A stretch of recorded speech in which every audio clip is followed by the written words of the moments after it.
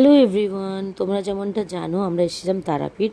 তারাপীঠ থেকে শান্তিনিকেতন আসবো না সেটা কি হতে পারে? আমরা শান্তিনিকেতন এসেই আমাদের ফেভারিট প্লেস রামসাম ভিলেজ, সেখানে চলে গেছিলাম লাঞ্চ করতে। অ্যাকচুয়ালি লাঞ্চ না, আমরা ওখানে স্টে করতেই গেছিলাম, বাট রুম পাইনি। তো যাই হোক, লাঞ্চটা করেই আমাদের খুব দারুণ লেগেছিলো। আমরা চলে গেছিলাম ভেতরটা ঘুরতে। ভেতরটা দারুণ, রামসাম ভিলেজ যদি তোমরা কেউ গিয়ে থাকো তাহলে ভেতরটা একবার প্লিজ ঘুরে দেখো, তোমাদের দারুণ লাগবে। দেন বাকিটা দেখো। আমি আর আমার বর বর মাউন্টেন ডিউ, আমি পেপসি খেতে খেতে এখন ঘুরে বেড়াচ্ছি সোনাঝুরি হাটে। প্রচুর ভিড়, আজকে শনিবার, ভ্যালেন্টাইন্স ডে, প্রচুর প্রচুর ভিড়। আমরা এখন এখান থেকে লাঞ্চ করে বেরিয়ে পড়েছি এখন ঘুরতে যাওয়ার জন্যে। কিছু কেনাকাটি করার নেই, এখান থেকে অনেকবার অনেক কিছু কিনে নিয়ে গেছি, তাই ডাইরেক্ট যাবো ঘুরতে এখন। কেমন লাগছে তোর বল? আজকে শনিবার, ভ্যালেন্টাইন্স ডে, দেখো কোনো ইন্টারেস্টই নেই। আমি হঠাৎ দেখলাম রোহান এই বাচ্চাটাকে টাকা দিয়েছে, তাই আমি একটু ভিডিও করলাম।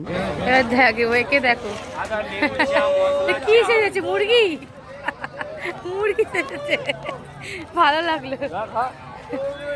আমার তো বেশ ভালো লাগছে। আমরা এখন ঘুরছি সোনাঝুরি হাটে। রোহান আমাকে কিছু কিনে দেবে বলেছে, আজ ভ্যালেন্টাইন্স ডে বলে।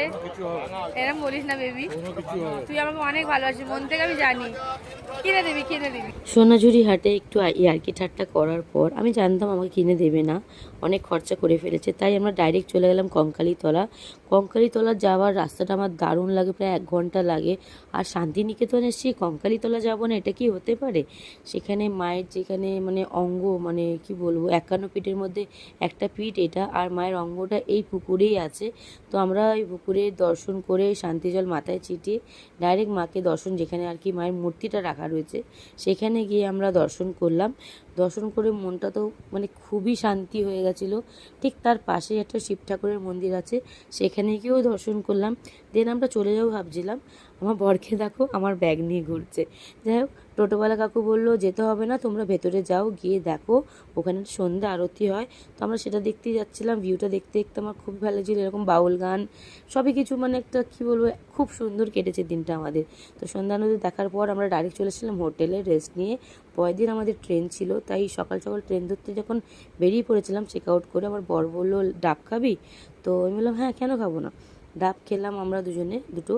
দেন আমরা চলে এসেছিলাম স্টেশনে। আমি প্রথমবার কুলিক এক্সপ্রেসে আমি আগেও উঠেছি, এটা ট্রেনটার নাম মেবি কুলিক এক্সপ্রেসই হবে, কারণ আমার ঠিক মনে নেই। আমার দারুণ লেগেছিলো ফার্স্ট ক্লাসে উঠে।